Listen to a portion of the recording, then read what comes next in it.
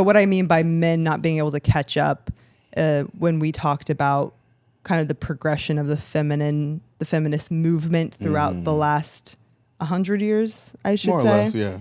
And how there was like a progression of, so the silent generation, they were the ones who were the housewives. They were the ones popping pills and having to be like the perfect women, the domesticated, all that good stuff. Smile when your husband get home. Yeah. Or he's going to beat you. Exactly. Everything Be has seen, to be not perfect. heard. Yeah. Exactly. All Make that sure that good meal's stuff. hot and on the table. And if it's too cold, you're getting smacked. Right.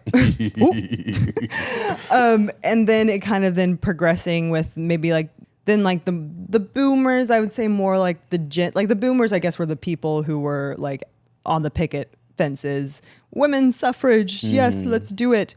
And then you kind of then women's suffrage was in 1919. Oh, never mind. just to let you know. Okay, the when everyone was ripping off their bras in like the 60s. Yeah. That movement, that part of the feminist That was movement. the sexual revolution. There we go. That's what I meant. Just because you've been saying that I've been all day, saying. and I was like, It's all women's suffrage to me. They've been suffering. They have been suffering. Oh my gosh, exactly. But yeah, the 60s was the sexual revolution. Got you. So then the sexual revolution with the boomers into Gen X kind of being the first time. So around like the 80s when career women were really starting to be seen in a real way in society. Leading in the more technical fields as well. More interest in like STEM stuff. Yeah, exactly. And in that you see that these women who are our mothers, kind of existing in a world where they were both career women, but still having to carry the load of domestic work and that kind of inequality in the household. And that is my reference, my little jab at men of like they needing time to catching up to like still like, oh yeah, you can be a career woman, but you're still going to take care of the house completely, right? And so that kind of that being the inequality in the household in that regard being a result of like men not realizing necessarily the actual change that would and the shifting of roles that would need to happen, which we were discussing earlier, and I found like humor in it. I thought it was funny because of course tradition was a thing, right? Yeah. 2,000 years in the making. We had our thing. Men went to war. Men brought home the bacon. Oh man, I haven't said that phrase in so long. I just gotta appreciate. Bring home the bacon. Yeah, no, that's really, like, I actually haven't heard that in such a long time either. I'm saying like, wow, it really just came out of me right now. Oh my god. Men had to bring home the bacon, and women had to make it. Right? Yeah. Not a big deal, but all of a sudden, women have a newfound understanding of how they want to exist in society. A long time coming, and no change is going to come. But at the end of the day, the roles were what the roles were. And granted, in the modern times, it makes more sense. Yeah, explain context. They were angry, right? Yeah. Women were angry back then that they had to both work and also take care of the things at home and like be responsible for the kids and do all that stuff. Yeah. Where nowadays, that anger, I think, is much more well-placed because now we need that in those families, right? Because of our economy, things are expensive, inflation, etc. Dual income households are a necessity and not just a privilege, right? Whereas back then, when women were wanting in careers, it wasn't necessary for dual income households to exist. Those husbands were not utilizing that second income. That was for women. And you can look at all the source data about how women spent their money and like between like the 1970s to the 1990s. They weren't spending it on household bills and household appliances and doing all that stuff. That was singular income homes where the husband was taking care of all that stuff. They were working because they wanted to, right? And I understand. Yeah, because that statement just like it infuriates me. It does. She's been mad the entire day, and it's okay. Because it's not about like whether, like, why is she wanting to the like dismissive argument or statement that's being said? Right. And I'm not trying to dismiss it. I'm just finding humor in it because it's an active choice that you're making, right? And I get right, and it makes sense why a woman, why a person would want to do more than just be a housewife. Not just a maid, right? It's like men have the option of having, you can choose from all of these careers. Women, you get one. Yeah, you get that is literally the comparison that you're giving. Like you men get all this variety in what you get to do in your life. Women, you are stuck doing this one role. Like as much as men still have a role in the household, they do still have and under this traditional context, they have creative freedom within that to choose outside of that what they want to do with their life and their hobbies and all that kind of stuff. They want to spend their hours. Women, it's like, okay, you don't have any creative choice. You just kind of have to do what you have to do. One role. And yes, you can have your hobbies, but motherhood and domestic taking care of a home is your job. Is a job. Exactly. And so it's then you're expected to do that. And it's fine if you just want to do that as a woman. But if you're a woman who wants and aspires to do more and have an equal partner in that, who shares both the financial and domestic labor, that is frustrating. So it's yes, I want to, and that is enough. I don't need you to take care of the whole house. I don't need you to take care of it all. I want to participate now. So let me participate. Right. And we let you participate. They did. But then they're but you still have to take care of the whole, all the domestic shit. And that's where I'm of course, they had to catch up. Of course, that would be frustrating because now you have double the work. Right? Yeah. You literally have double the work. Literally. I just find it funny because you chose to have more work and now you're complaining about it. No, you were hoping that your fellow peers and humans, males who you gave maybe the benefit of the doubt that they had the intellect to maybe introspect that women, not all women necessarily wanted. Wait. That was a bar low key. Wait a minute. You were hoping that they had the intellect to introspect. Oh, run that shit back one more time. That's crazy. Hold on. Damn. That was good. See, this is what you have to understand. Two things about Renee. Yeah. You get her a little peeved. You just have to get me mad. She's so eloquent, man. It's crazy. You get a little wine in her system. Yeah. She'll lecture you about your entire life plan and why you're not doing the thing you're supposed to be doing and how you need to do it better. Yes. It's mad impressive. Oh my goodness. I've never heard you say those words in that order. I haven't ever said those words in that order. And this is why we're friends, because you hype me up when I get into these moods. Yes, queen. Yes, say more. I love it. God. That was funny. But yeah, you're hoping in those moments that as women are coming to these realizations that we do not want to live this way, that men would have the be able to have the perspective to look and be yeah, I can understand why that's horrible, and let's work together to readjust this in society. But obviously, because the men had the power and it benefited them, obviously it's not going to happen that easily. Naturally. But that is the frustrating part. Why do I have to explain this to you? You have access as much as I do to see these things. It's a very practical frustration. Yeah. Right. I'm not saying that they don't have the right to feel that they have the way that they feel, or that frustration wasn't valid. Yeah. I just think the concept is funny. The concept is funny to me. The concept will never not be funny to me. For sure. It's funny to me because I understand, right? Okay. I'm not taking any sides. I'm just laughing at information because it's hilarious. It's hilarious. You had a good thing going. You had a good... and you know what? It's funny because people do make jokes today. Right? Now women don't even want to work, right? Yeah, I'm you try to be in the sewers? No. You try to do all this stuff? You try to worry about all this stuff? I mean... The grass is always greener, right? Right. Now we wish that we could just chill at home and do nothing all day. Now we have to work. That's not fun. You're I want to be a housewife, actually. And now it's a privilege to be a housewife. So it's funny to me, back then when they wanted the change, and obviously we know why they wanted the change and why the change was necessary and important. Yeah. It's just funny to me that the practicality, not the fundamental of the idea is you had a situation. The situation has been the same situation for the last 2,000 years. Yeah. 1. 2, you're the one that actively changed the situation. Yeah. And now the situation is hard, so it frustrates you. Like, that's funny to me. That's hilarious. Not that we can't come together and make it better. Yeah. It's just like that progression is hilarious to me. Sure. Like, I guess I don't know. I don't know. I'm just gonna.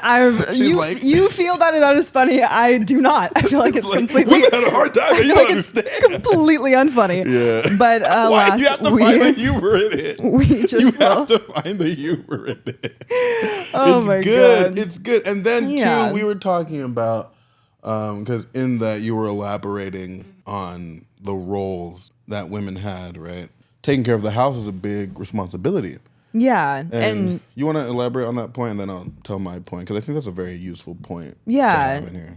This is something that I feel like an idea I've been playing around with for a little bit now, and it's just the idea of like the mental load that women take on in their relationships. Just in talking about kind of like the expectations and like the way, like the burdens of that women and men have to take on in relationship, or just like responsibilities. And this idea of like the mental and emotional load that women take on that can feel unequal, that it can be frustrating to women in the women experience. Mm-hmm. And that essentially being women monitoring the flow and structure of like day to day. Even today, I feel like you still see that a lot, where women, like kind of like the trope, like, oh, the man doesn't know what's going on. Like you say, like you go on a trip with your husband. Mm-hmm. You're like, oh, I've planned out everything. I have the itinerary. Like it's usually the woman who's like the organizer, who has everything ready to go. And like the man just has to sit back, relax. Some of them pack their shit for them, and like they don't have to think about anything. They're just there existing, and the woman is the one like stressed out, trying to make sure the structure and this flow of everything goes well.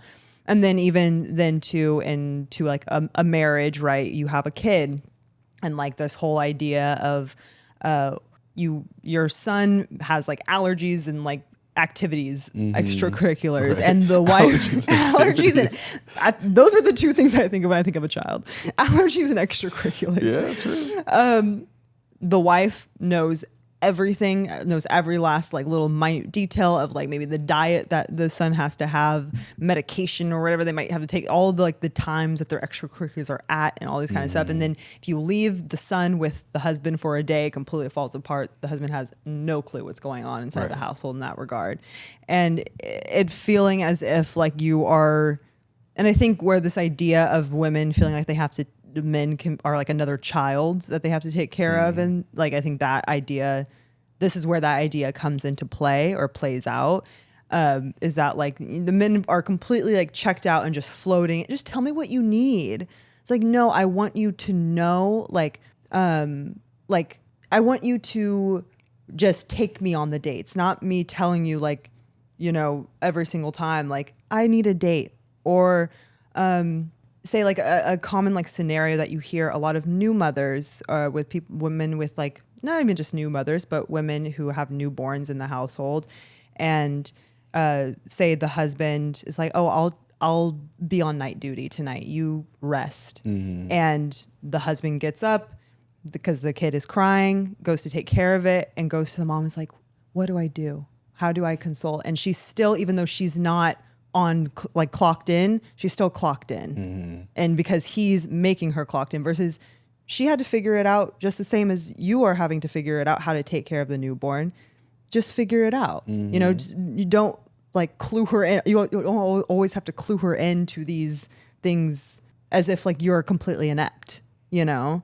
That's and then that kind of into these extremes of like male, like is it like male ignorance? Or like weaponized ignorance. Weaponized like obliviousness. Yeah, exactly. That men can fall into. And it's like that sort of load. Well, I didn't know. Exactly. And it's like you're just like sitting pretty. Like, what are you doing? Like no thoughts in your brain, but the women are back there just like working hard. And so I think like these like in those, like that regard, that's like a frustrating experience that a lot of women have with their male counterparts. Where I countered with, I can't speak for all men. I can only speak for the men that I am and the ones that I aspire to be and the people I associate with, right? So a man that I think is worth being with. Yeah. You are dealing with the day-to-day minutia, right? Might feel like a lot of tasks. It might feel like so many things are involved, and like you said, sorry, even more so saying it is a lot of tasks. It is like a day-to-day, like you're doing a lot of things. Yeah. Not necessarily I feel it is. Sure, for sure. That's fine. It is a lot of shit.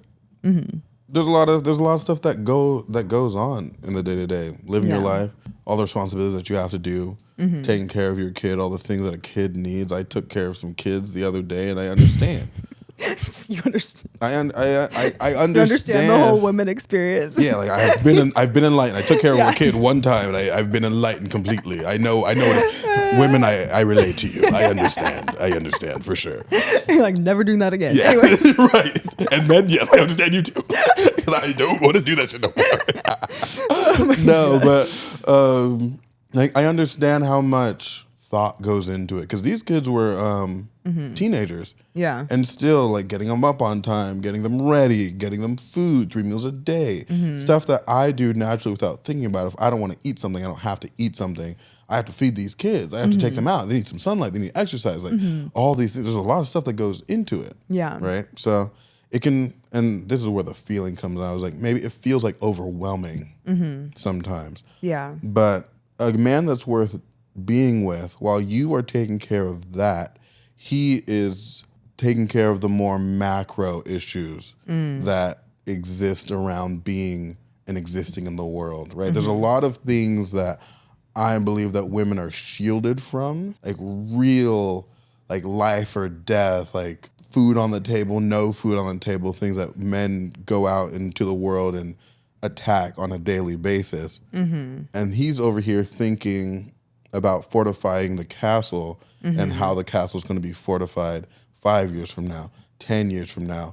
How are our kids going to exist when we're gone, right?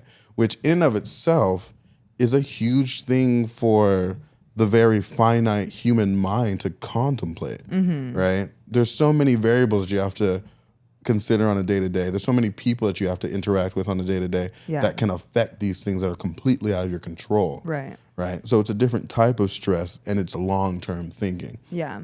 And single moms know very quickly what it feels like to not have that support and that brace against like the flow and all that stress that comes from the external factors. So while women really keep a nice and clean and tidy aspect of the internal world, the external world is shielded against by the ability that the man comes and brings to the table, which is equally as hard. Yeah. I'm not going to say it's harder because it's just a different type of difficulty. It's just a different sort of stress. Yeah. And I can see that. Even like, you know, you had said like carrying like generational wealth, let's just say, like making sure that your kids have like a future support even when you are gone. But even like on a slightly smaller level, like I can see it with, like I'm making sure that I am successful so that I can support our kids when they go to college and that we can send them off and do that. And like on those like micro levels, I can understand that. The dad can't take care of the kid. He doesn't get to soccer practice on time. Yeah. Right? Not the end of the world. The dad doesn't fulfill his responsibilities, his duties. You guys are homeless. Sure. Right? Yeah. So the consequences are so much more significant. Sure. So the responsibility and the burdens are as weighty as the bunch of little things that you have to do on a daily basis. Yeah. Right? But like, if only if that was like that beautiful, you know, I think maybe those roles would be more appreciated. And I think you do maybe see that more in our era where the conversation about like how relationships should look like are not completely like women stay in the home, men provide, or like the like flipped opposite, but more so just like whatever roles you and your partner wish to exist in with one another, anything goes, essentially. Right, like, there's even conversation about men being stay-at-home dads, and women really want to pursue that career, they can. Yeah. Everything's negotiable. Yeah, exactly. And I think like if things were that beautiful in the traditional roles, then maybe the strife and like the anger wouldn't be there as much from the women. But as we know historically, that was completely abused. Yeah, it's not the Right? case at all. Because like I said, remember, I prefaced this with Right. men that I think are worth being with. Right. And that's like Not that beautiful. men, not how men are. Yeah. Typically. Right. It's like what it should be is like this more like symbiotic, like yin and yang things come together. Like the roles that we have, come together to bring this beautiful union. But yeah, and I think though the part of that feminist conversation that's being had and has been being had is that like not all women want you to be our shield. I want to step up in my and have a career and also join you on the battlefront. Right. Bear some of the brunt of that force. I don't want you to be my everything, my shield from the external world. I want to join with you in that, and so we can share in that, like both external and internal labor that is required to have a symbiotic relationship. And men, a partnership. Wow, a beautiful thing. And men are fighting that tooth and nail. Not as much anymore. No, not as much anymore. Well, especially, like you said, the economy has gone to shit. Man. I need you to work. Please help me, please. They're like, wait, so you want to be a career woman, right? Right. So where do you work? Right. So what's your job? I can bear the force before. What's your 10-year plan? Yeah, the force is too much now. Yeah. Help me, please. Help me. Yeah. So I don't know. I see what you're saying. And I think that's why like some of the conversation we have, like we as a society have about relationships and the things that we're willing to accept and not accept, I think is when it comes to relationships, I think is a beautiful thing because it's not just one way, one thing at the end of the day. Like we're all individuals, as I will always say, and it will just look different from each person, and just society as a collective, we saying it is okay for it to look different from each person. If you want a super traditional interaction, hell yeah, good for you. If you never want to have children, you want to be two boss ass bitches together, good for you. If you don't want to date a man and you just want to be with other women and you want to fuck shit, hell yeah. And I think that's like the beautiful aspect of that. And two, just to add on to that point, I think the conversation is much more necessary because most people don't fit the archetype on both sides, right? But they argue from assumption that they do. Right? You're not a traditional woman, but you want all these things that a traditional man provides. But on the other side, you're not a traditional man, but you want all these things. You're not fitting the archetype, but you're arguing the stance for them. Like, they don't need you to. You're going to go and work on yourself and become something that's worthy for the conversation you're trying to provide. Or, like you were just saying, change the conversation. And I think more than not, they realize those archetypes are very hard to achieve. And they are much more willing to engage in the conversation. Like, maybe I don't want to do that. Maybe if I don't have to do that, maybe I can allow you not to have to do this. And I'll just like, it is what it is. And also, continuing that point a little more, I think a lot of people just want this to be a thing, right? Like we were saying in the dating series, people don't want the conversations to be as dramatic as they are. They're like, I want this and you can deal with it and it's cool. Like, cool, I'll totally accept that and that's fine. And I want this and like, cool, I'll accept that and that's fine. But that's just not how years and years, generations and generations of indoctrination and a specific way of operating in relation to each other can work. So there's going to be friction, and there should be friction. If there's no friction, then that's kind of weird. You have to really question what type of person you're interacting with. But embracing that friction and learning how to communicate that friction, really negotiating within that. It's like, I wanted it to be like this. It's like, okay, I'll allow this to be a thing, but you have to be okay with me being frustrated for a little bit until I get used to this being the way that makes sense for us. Right? No, and to that point, it makes sense that it was hard. It is hard to switch because it was the way that we have been existing as humans in the world for so long. For generations. And so, of course, it's going to be hard to make that shift.